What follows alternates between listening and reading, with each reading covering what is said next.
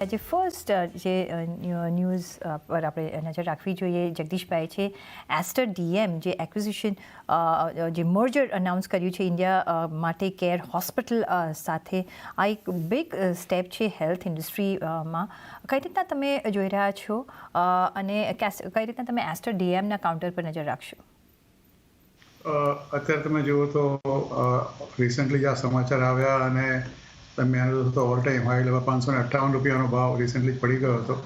આજે લગભગ 6-7 રૂપિયા ઉપર છે, 506-7ની આસપાસ છે. મને એવું લાગે છે કે આ 10 એક તો બીજું કે 10 રૂપિયાની ફેસ વેલ્યુનો શેર છે. કંપનીના ફંડામેન્ટલ તમે જુઓ તો પહેલેથી એક વેરી સ્ટ્રોંગ લગભગ 100 ઉપરના એપીએસ પર આ શેર કામ કરે છે. એટલે એમાં કોઈ કંપની વિશે બીજી કોઈ આપણને ખબર હતી બીજી કોઈ એ તકલીફ નથી. અને કંપનીનું જે પરફોર્મન્સ ઓવરઓલ છે એકાદ વર્ષની અંદર તો company has given a decent return of about 23-24%. એટલે અને આ જે સમાચાર છે એનાથી ચોક્કસ એક ફાયદો આ કંપનીને થવાનો જ છે. અને એને કારણે દર વોઝ અ ક્વોન્ટમ જમ્પ. જ્યારે આ સમાચાર આવ્યા ત્યારે આપણને ખબર પડી કે આ પર્ટિક્યુલર શેરની અંદર એક મોટો ઉછાળો ચોક્કસ આવશે. ફાયદો આ કંપની રહેશે એમાં કોઈ મને બિલકુલ શંકા નથી.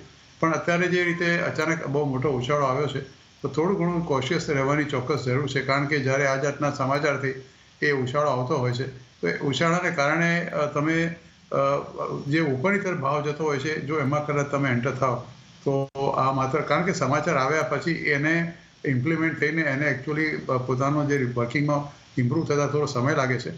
એટલે અત્યારે જે તમે કહ્યું એ પ્રમાણે જે પેલું જે કંપની એનાઉન્સ કર્યું છે merger with Blackstone backed Care Hospital creating they કહે છે one of the India's top 3 hospitals chains. એટલે વસ્તુ સાચી છે. અને કંપની એસ્ટર ડીએમ છે પોતે લગભગ 1.9 કરોડ શેર એક્વાયર કરવાની છે ક્વોલિટી કેર ઇન્ડિયાના જે કેર હોસ્પિટલ છે ફ્રોમ ધ બ્લેકસ્ટોન. અને સેન્ટ્રલના નામની બીજી એક કંપની છે એમાંથી કરવાના છે લગભગ 445.8 પીસ એ લોકો જે કહે છે એ લોકોના લગભગ 1.86 કરોડ એ લોકો પોતાના ઓન શેર ઇસ્યુ કરવાના. એટલે સમાચાર તો ડેફિનેટલી પોઝિટિવ છે પણ આને ઇમ્પ્લિમેન્ટ અને એનું આગળ રિઝલ્ટ જતાં થોડો સમય ચોક્કસ લાગશે. એટલે એકદમ અનુમાન કૂદકો મારવો આ સમાચારને કારણે મને એવું લાગે છે થોડો જોખમકારક ચોક્કસ છે.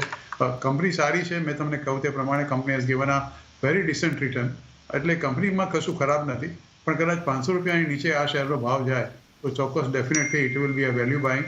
અત્યારે સમાચારને કારણે બહુ ઉછળી ચૂક્યો છે એટલે થોડું જરા આ જોવાની જરૂર છે. જી, તો અત્યારના અરાઉન્ડ 504ની આસપાસ આ કાઉન્ટર ચાલી રહ્યો છે. 1.25% ઉપરની મજબૂતી, 1%ની એક મજબૂતી આપણે જોઈ રહ્યા છે. 500ની નીચે જો તમને કાઉન્ટર મળે અને એની આસપાસ મળે તો મે બી એક વેલ્યુ બાઇંગ તરીકે આ કાઉન્ટર બની શકે છે. નેક્સ્ટ